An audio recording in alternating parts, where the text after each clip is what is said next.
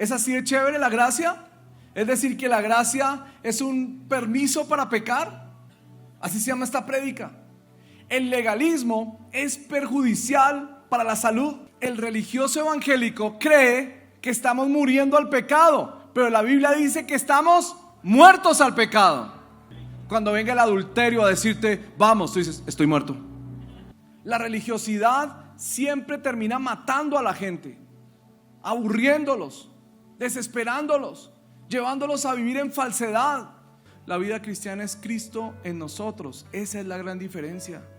Me uní a Cristo de tal manera que cuando Cristo nació, yo nací ahí con Él. Cuando Él fue circuncidado, yo fui circuncidado con Él. Tenemos que trabajar para que las siguientes generaciones conozcan a Cristo igual que nosotros y caminen con Cristo igual que nosotros. Ok, en Romanos es una carta que habla sobre el Evangelio de Jesucristo desde una óptica más teológica, más doctrinal. Llegamos a esta conclusión leyendo los primeros 5 capítulos. Somos salvos por la fe, no por nuestras obras, sino por lo que Cristo hizo por nosotros. Somos salvos por la fe, sin las obras de la ley, sin otro requisito distinto que creer en lo que Él ya hizo por nosotros. ¿No es verdad? Ahora, ¿cómo se mantiene esa salvación? También por medio de Cristo. Cristo es nuestro representante en los cielos, así que Él mantiene nuestra salvación. Él no solamente obtiene nuestra salvación, sino que mantiene nuestra salvación. ¿Y qué tenemos que hacer nosotros? Seguir creyendo en Él. Y si seguimos creyendo en Él como nuestro Señor, entonces tenemos esa seguridad de nuestra salvación. La pregunta que surge inmediatamente es: pues muy chévere, si todo lo hizo Cristo, entonces nosotros podemos vivir de cualquier manera y finalmente somos salvos. ¿Podemos vivir en pecado, por ejemplo, y somos salvos?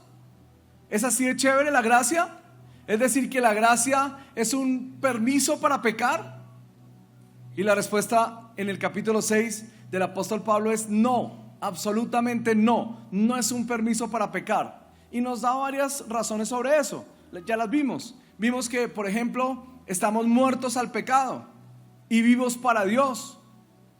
¿Sabe cuál es el gran problema? El gran problema es que si tú y yo estamos muertos al pecado y vivos para Dios, el gran problema es que el diablo y el pecado permanentemente nos están haciendo creer que no es verdad, que estamos muriendo al pecado. Tenía una discusión en Instagram con una chica que escribía un comentario, algo que yo escribí, comenté, publiqué. Ella decía: no estamos muertos al pecado, seguimos con la naturaleza pecaminosa y seguimos pecando. Y yo le decía: pero lee tal versículo, ¿qué opinas? Decía: no, pues no lo puedes sacar de contexto. No estamos muertos al pecado, estamos muriendo al pecado. Yo le decía: pero léete todo el capítulo y miras. No estamos muertos al pecado, seguimos pecando. Porque yo le decía: ok, entonces la pregunta que hacía Pablo en el versículo 1: ¿seguiremos pecando para que la gracia abunde? Y Pablo responde: en ninguna manera. Y tu respuesta es: sí seguimos pecando porque estamos muriendo al pecado. ¿Me entiendes la diferencia? Entonces, el religioso evangélico cree que estamos muriendo al pecado, pero la Biblia dice que estamos muertos al pecado y que estamos vivos para Dios. Muertos al pecado, vivos para Dios. Esa es mi posición, y desde esa posición debe fluir mi práctica. Entonces, como todo en la vida cristiana, yo ya creo que estoy muerto al pecado y lo aplico a mi vida diaria. ¿Cuál es la idea que Pablo nos plantea? La idea es así: es como un funeral. ¿Hagan de cuenta un funeral? Y ahí está el muerto. Y de pronto llega un chepito al funeral. ¿Se imaginan? Está la persona muerta, todo el mundo está alrededor, triste, llorando. Y llega un chepito. ¿Se acuerdan quién era un chepito? ¿Se acuerdan esos personajes? Yo creo que ya no existen, ¿o sí existen? ¿Trabajaste de chepito? No, de eso ya no existe, ¿no? Bueno, ¿se acuerdan que llegaban esos chepitos? ¿Y qué hacían? Armaban un escándalo, ¿cierto? Vengo a cobrar. Haz de cuenta que está la persona en su funeral y alguien viene a cobrar y le dice al muerto, el chepito es el pecado, y le dice al muerto: me debes, tú tienes que seguir pagándome, así que vamos a pecar. La forma de pagarme es pecar. Vamos a pecar. ¿Cómo le responde el muerto?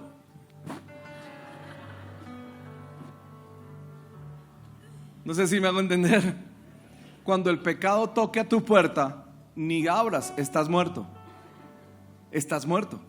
¿Ya? En cambio, cuando las cosas de Dios toquen a la puerta, estás vivo. Estás vivo para la oración. Estás vivo para la palabra. Cuando la Biblia te llame y te diga a leer, no, estoy vivo para eso. Estoy vivo para las cosas de Dios. ¿No es verdad? Vamos, dile a la persona que está al lado: muertico al pecado, vivo para Dios. Dígaselo así: muertico al pecado, vivo para Dios. Pablo también nos enseñaba que esto implica una consagración, un cambio de hábitos.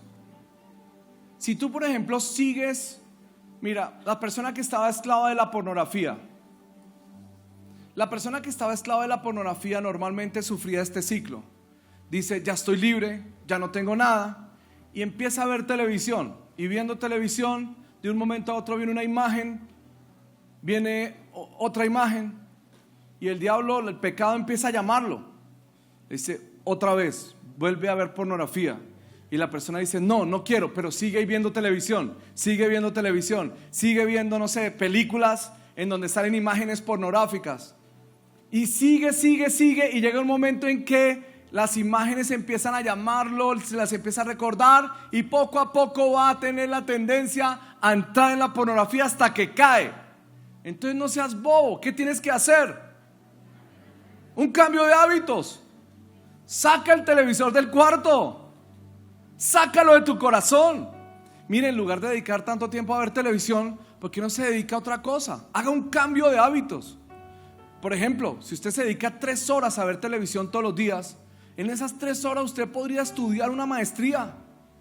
En esas 3 horas usted podría hacer cursos, estudiar en YouTube tantas cosas que hay buenas, leer libros, leer la Biblia, orar más, dedicarse a sus hijos, dedicarse a su esposa. Es decir, cambie los hábitos malos por hábitos de Dios, y entonces tiene la victoria.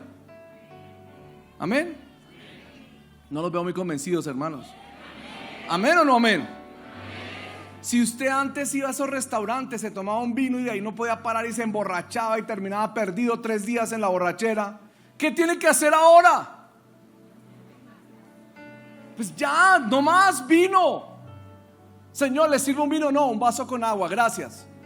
A mí me pasó en Argentina. En Argentina yo llego y de pronto sirven un postre espectacular hacia mi lado y yo...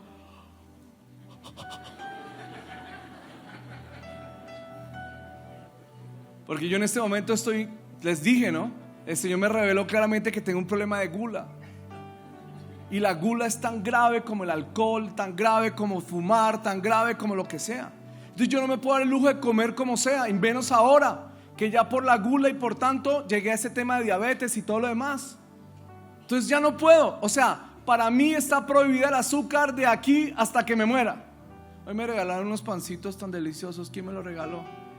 Qué panes tan ricos, 7 granos, sin grasa, sin no sé qué. Wow, gracias, eso, gloria a Dios. Carlitos, gracias. Pero estaba ese postre así tan rico.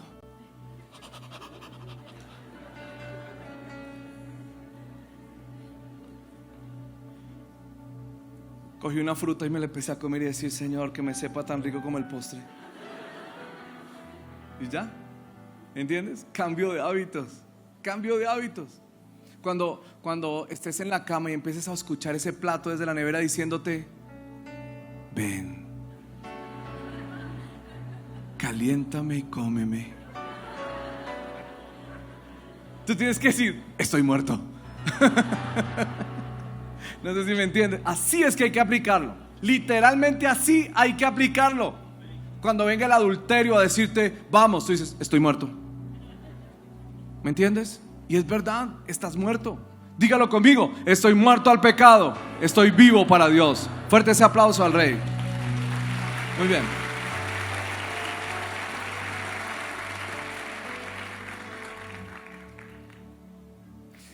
El drama en el capítulo 7 es el siguiente. Ahora, estos temas que estamos tocando yo sé que a mí me gustaría tratar esos temas que los hacen llorar, que los hacen salir de acá diciendo, wow, Dios me dio promesas, me dio cosas. Esto que estamos tratando es más o menos el mismo drama que sufre la mamá cuando hace, ¿cómo es que se llama lo que comía Popeye? Eso, espinaca. Entonces yo sé que les estoy dando espinaca de comer y ustedes dicen, qué rica la espinaca. Pero es necesaria, ¿me entiendes? Este tipo de comida también es necesaria. Entonces, paciencia, que Romanos está muy poderoso, pero tiene lo suyo, no es como... Ok, el capítulo 7 nos plantea un tema que a mí me parece súper importante para nuestro tiempo. Se los voy a explicar así en el drama que vivía Pablo en su momento. En su momento, la gente le decía a Pablo, los judíos le decían a Pablo, Pablo, lo que tú me estás diciendo es que solo Cristo es suficiente para vivir la vida cristiana. Y Pablo decía, sí, solo Cristo. Y ellos decían, a ver, Pablo, pero nosotros hemos vivido bajo la ley de Moisés ¿cuántos años?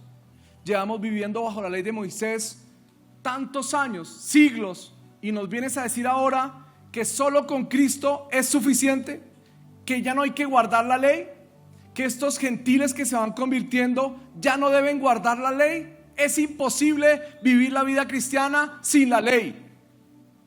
Entonces, lo que Pablo está tratando de mostrarles es, mira, el legalismo es perjudicial para la salud. Así se llama esta prédica. El legalismo es perjudicial para la salud. Gracias, hermana. Siempre traigo a mi prima para que digan esos amenes y me ayuden en esos momentos. Gracias, prima. También tengo a mi tía que aplaude todo lo que digo por acá. Y ese primo que se ríe de todos mis chistes, aunque sean malos, ¿dónde está? Bueno, el de chiflar si no lo traje yo, no sé quién lo trajo, pero alguien lo trajo.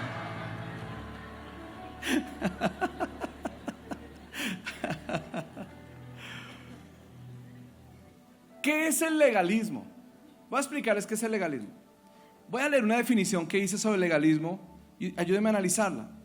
Legalismo es un sistema de santificación que consiste en sujetarme a la ley de Dios o a cualquier otro reglamento religioso por medio de mi esfuerzo.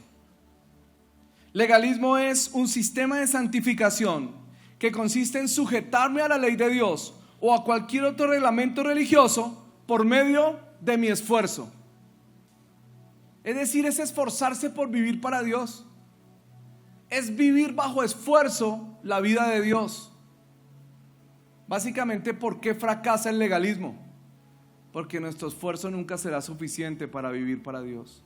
Es más, en mis propias fuerzas no se puede agradar a Dios. No se puede. Entonces, el problema es este. El problema es que en América Latina crecimos bajo un legalismo que introdujo la religión tradicional, y las iglesias evangélicas, muchas de ellas, siguen en el mismo legalismo. O sea, yo veo gente esforzándose por agradar a Dios cada día y no pueden. Entonces mucha gente se siente frustrada porque no se logra agradar a Dios. La religiosidad siempre termina matando a la gente, aburriéndolos, desesperándolos, llevándolos a vivir en falsedad, llevándolos a vivir poniéndose máscaras, llevándolos a vivir en una vida de frustración. Las personas escuchan que en Dios son libres, que en Cristo son libres, pero luego en su vida práctica no lo experimentan. Entonces la religiosidad termina matándolos, ahogándolos. Un ejemplo de esto son los hijos de los cristianos. Los hijos de los cristianos, no siempre, no en todos los casos, pero en algunos casos, el hijo del cristiano es traído a la iglesia casi que a las malas, es introducido en la doctrina cristiana casi que por obligación, y él empieza a tratar de agradar a sus padres y a lo que le imponen con su propio esfuerzo, y se da cuenta que no funciona. Cuando llega el momento en que él pueda tomar su propia decisión, sale corriendo porque siente que la religión cristiana no sirve. Entonces, si nosotros vivimos una religiosidad, vamos a terminar matando a mucha gente, acabando con la gente. La vida cristiana no es un esfuerzo por agradar a Dios. La vida cristiana no es una religión, no es un reglamento por guardar. La vida cristiana es una relación con Cristo, una relación que te une vitalmente a Cristo. La vida cristiana es Cristo en nosotros. Esa es la gran diferencia. Si nosotros no llevamos a nuestros hijos a vivir la vida cristiana desde esta óptica, Cristo en ellos, ellos no lo van a lograr. Tenemos que trabajar para que las siguientes generaciones conozcan a Cristo igual que nosotros y caminen con Cristo igual que nosotros. No que estén en una religión cristiana, sino que estén en una relación con Cristo. Si lo crees, dale un fuerte aplauso al Rey.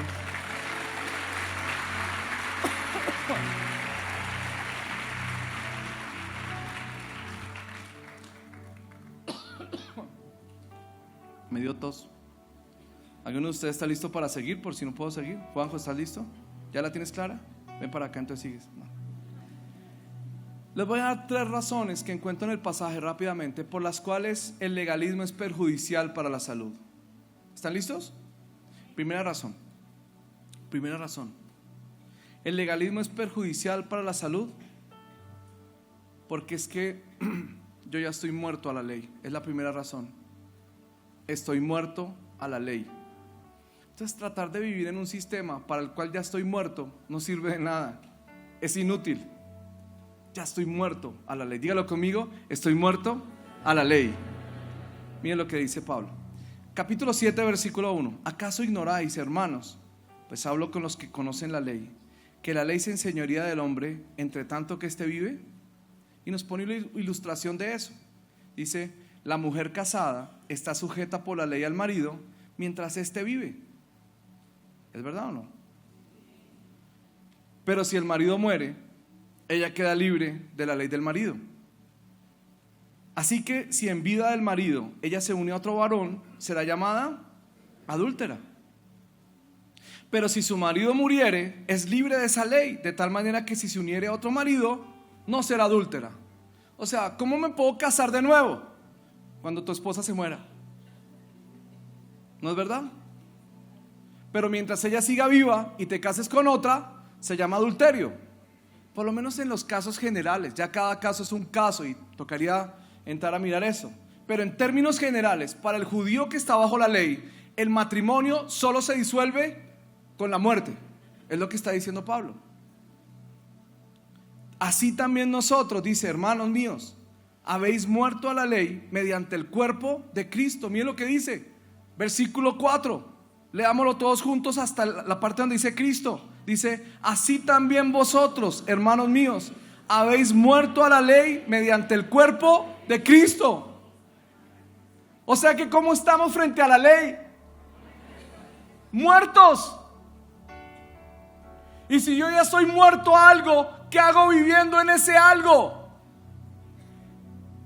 Pero ¿para qué moría la ley? Dice, estáis muertos a la ley, versículo 4, para que seáis de otro. O sea que lo que Dios quiere es que tú le pertenezcas a otro. Miren lo que está diciendo esta palabra. Está diciendo que cuando Cristo nació, yo me identifiqué con Cristo. Desde el momento en que me convertí en Cristo, a Cristo, me uní a Cristo de tal manera que cuando Cristo nació, yo nací ahí con Él.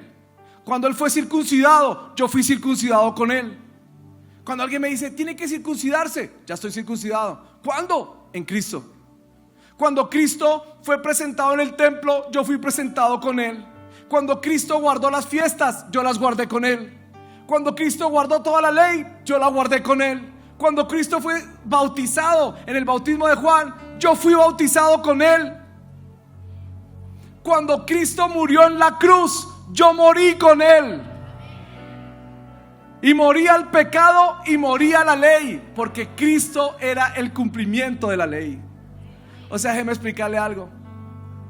La ley no ha sido abolida, la ley fue cumplida. Y Cristo fue el cumplimiento de la ley. Es que Cristo es la ley. Cristo es la palabra de Dios que se hizo hombre. Él es la ley. La ley de Moisés era una sombra de algo que vendría. Como toda sombra, siempre está el objeto que produce la sombra. Entonces la sombra básicamente es un rastro que nos muestra características del objeto que produce la sombra. Pero una vez venido el objeto, ya no necesitamos la sombra, porque ahora lo tenemos a Él. Cristo es el cumplimiento de la ley, y tú y yo morimos en la cruz a la ley. Denle un fuerte aplauso al Rey por eso. Entonces, si yo ya cumplí la ley en Cristo, y ya en Cristo moría la ley, ¿qué hago viviendo bajo la ley? ¿Han escuchado personas que te dicen: hey, tienes que guardar la ley, tienes que vivir así, tienes que hacer esto otro, mira, te toca guardar el sábado, nosotros oramos aquí con esta cosa y oramos en hebreo y tenemos toda esa cuestión y nos volvimos judíos y tal? Y uno dice: qué retroceso, si ya somos libres de eso, si ya en Cristo fuimos libres de eso. Entonces ahora, ¿para quién eres libre? ¿Para casarte con quién? ¿Quién es ese otro con el que Dios quiere que te cases? Mira lo que dice el pasaje, versículo 4. Dice el versículo 4, leámoslo juntos. Así que también vosotros, hermanos míos, habéis muerto a la ley mediante el cuerpo de Cristo, para que seáis de otro. ¿De quién? El que resucitó de los muertos ya no tiene que ver con el judaísmo. Hasta el momento de su muerte fue judío. Desde el momento de su resurrección, ahora es hijo de Dios, resucitado y poderoso. Es el Rey de reyes y Señor de señores, el comienzo y el fin. A ese Cristo es al que estoy unido. Él es mi vida ahora. O sea que morimos a la ley para pertenecer a Cristo. ¿Me entienden lo que estoy diciendo, iglesia? Ahora somos de Cristo, y en Cristo ya lo tenemos todo. Ok, segunda razón, sigamos leyendo. Pero antes de entrar en la segunda razón, miren lo que dice acá. Dice: porque mientras estábamos... Ok, terminemos de leer el versículo 4. Estoy desordenado aquí en mi mente. Vamos, versículo 4. Para que seáis de otro, del que resucitó de los muertos, a fin de que llevemos fruto para Dios. La única forma de llevar fruto para Dios no es unirse con un reglamento, es unirse con una persona, Cristo, y con Él está tu fruto. Amén. Ok, dice ahora: porque mientras estábamos en la carne, las pasiones pecaminosas que eran por la ley obraban en nuestros miembros, llevando fruto para muerte. Pero ahora estamos libres de la ley por haber muerto para aquella en que estábamos sujetos, de modo que sirvamos el régimen nuevo del Espíritu y no bajo el régimen viejo de la letra. Muy bien, entonces ya está claro que estamos muertos a la ley, estamos vivos en Cristo, ¿no es verdad? La segunda razón por la que dice aquí que el legalismo es malo para la salud espiritual es porque el legalismo, digámoslo así, es una mala utilización de la ley. Porque la ley, la función de la ley es mostrar el pecado, no santificarme. Es decir, la ley no fue dada para santificar, la ley fue dada para mostrar el pecado. O sea, yo sé que es pecado por la ley. Mire lo que dice en el versículo 7. ¿Qué diremos pues? Recuerda que Pablo es paisa. ¿Qué diremos pues? Dice: la ley es pecado en ninguna manera, pero yo no conocía el pecado sino por la ley, porque tampoco conocería la codicia si la ley no dijera: no codiciarás. Ahora, el tema con la ley es que la ley tiene este poder de activar el pecado en nosotros. El problema es que somos pecadores y con la ley se nos activa más el pecado. Miren lo que dice: mas el pecado, tomando ocasión por el mandamiento, produjo en mí toda codicia, porque sin la ley el pecado está muerto. Y yo sin la ley vivía en un tiempo, habla de la raza humana, pero venido el mandamiento, el pecado revivió y yo morí.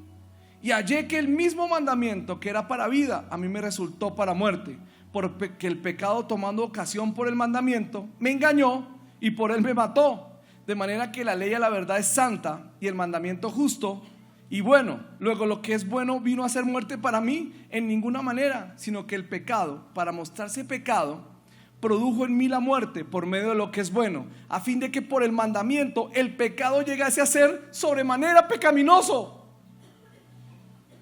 Yo sé que es un trabalenguas ni el macho,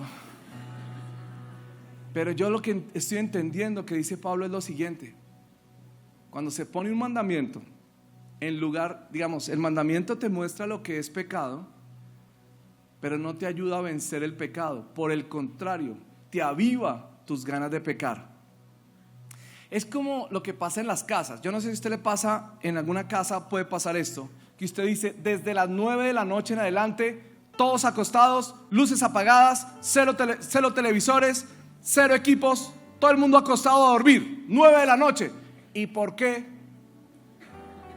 No faltará el hijo que dice así, ¿sí o no? ¿Y por qué?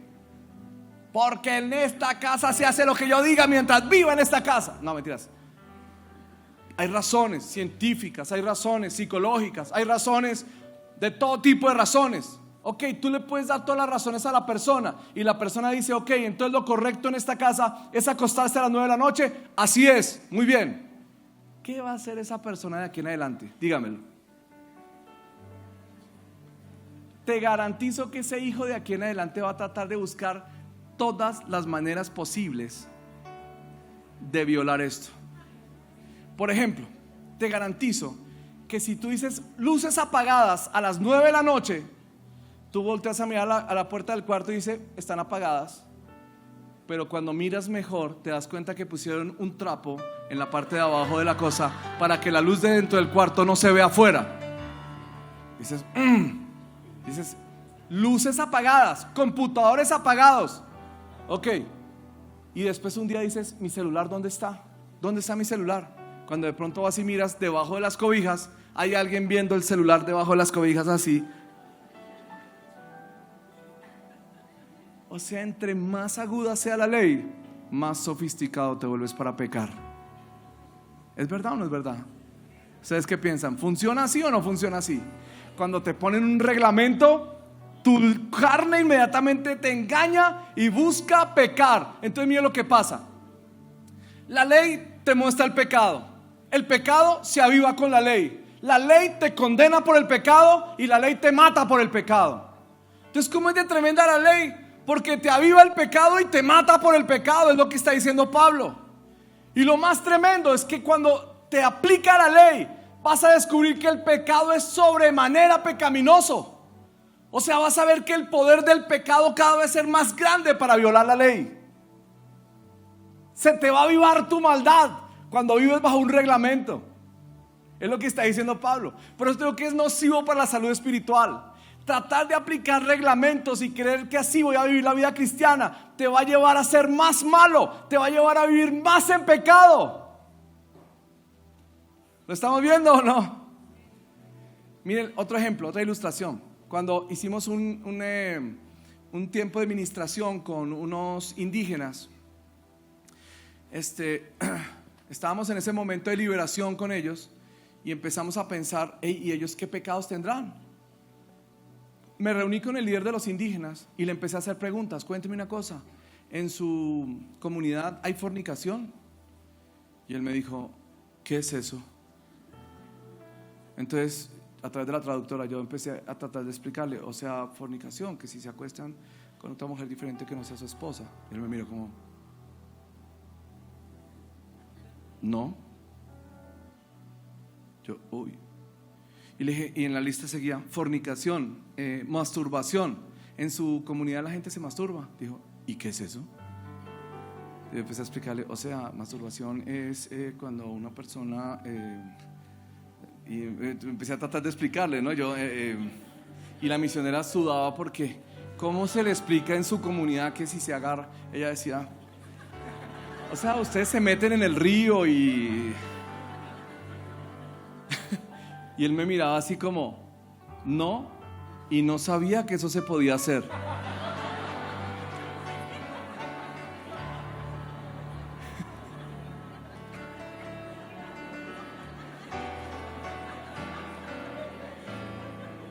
Señoras y señores, parece que soy el culpable que en esa comunidad indígena se introdujo la masturbación.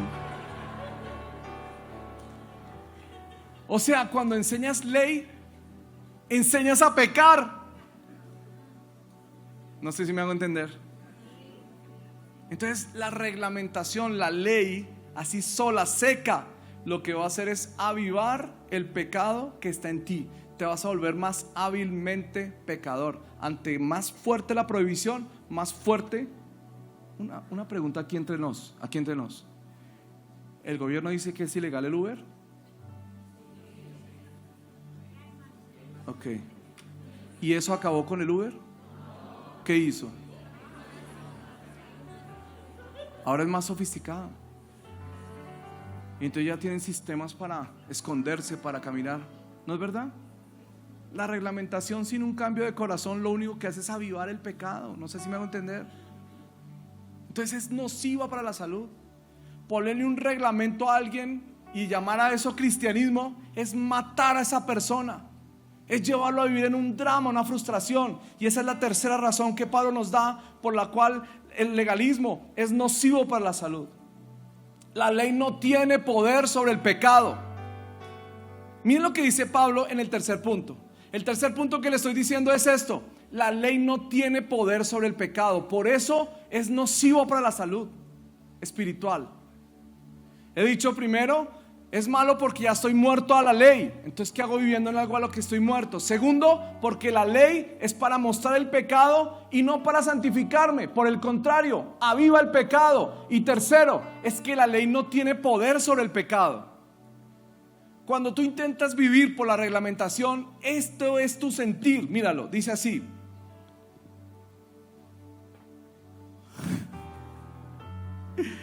Dice así, versículo 14. Porque sabemos que la ley es espiritual, mas yo soy carnal. O sea, está hablando Pablo poniéndose en la posición de judío, tratando de vivir bajo la ley.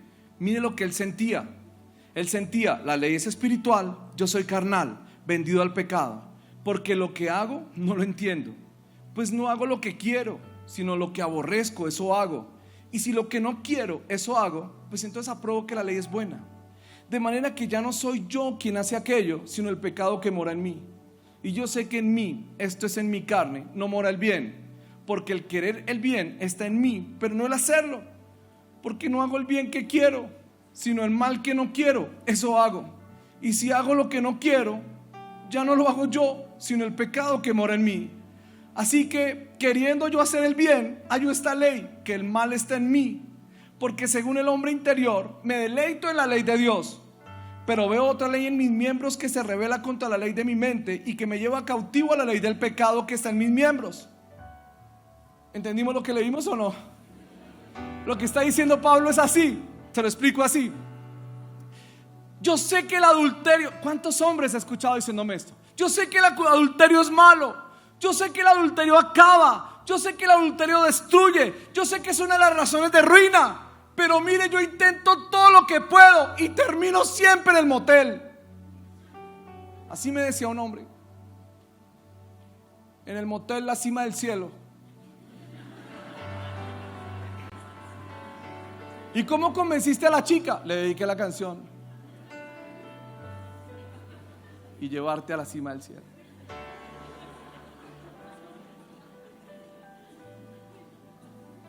Donde el tiempo te borra todo eso. Bueno. No sé si me va a entender.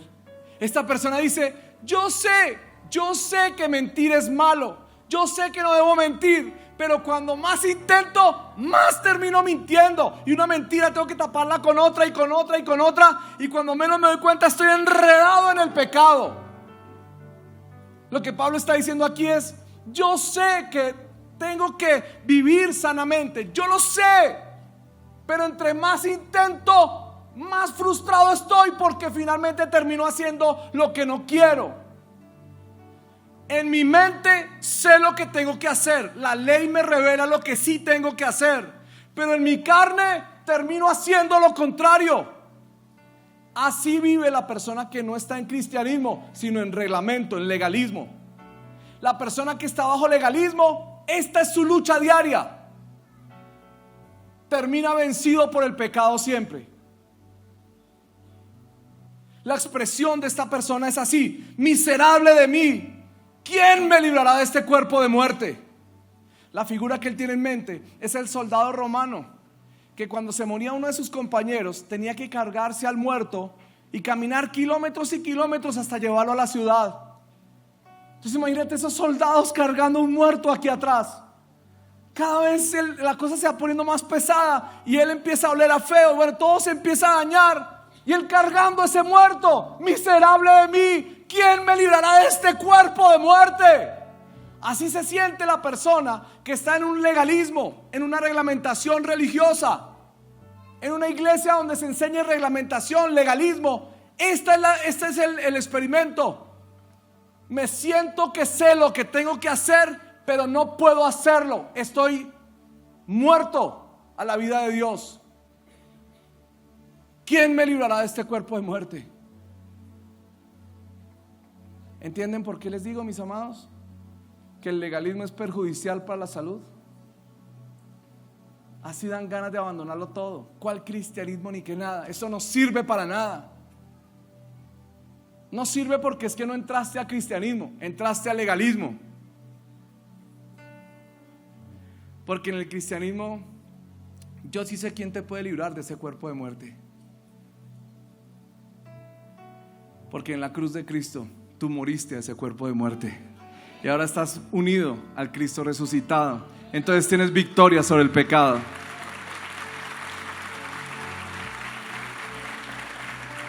Escúcheme esto para terminar y para que tomemos la cena del Señor y celebremos al Señor revisándonos a la luz de esto que estamos predicando. Una ley solo puede ser vencida por una ley superior. Por ejemplo, la ley de la gravedad. ¿Cómo puede ser vencida la ley de la gravedad? Para que un avión vuele. ¿Cómo puede volar un avión? Si la ley de la gravedad siempre lo atraerá al piso. ¿Cómo puede volar un avión?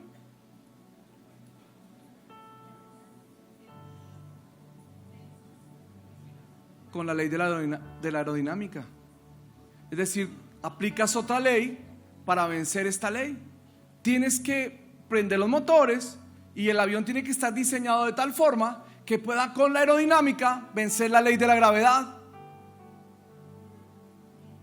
La pregunta es esta: si tengo una ley en mi cuerpo que se llama la ley del pecado, y esa ley del pecado me hace siempre pecar y terminar haciendo lo que no quiero, ¿cuál es esa ley superior con la que puedo vencer el pecado, derrotarlo y tener victoria?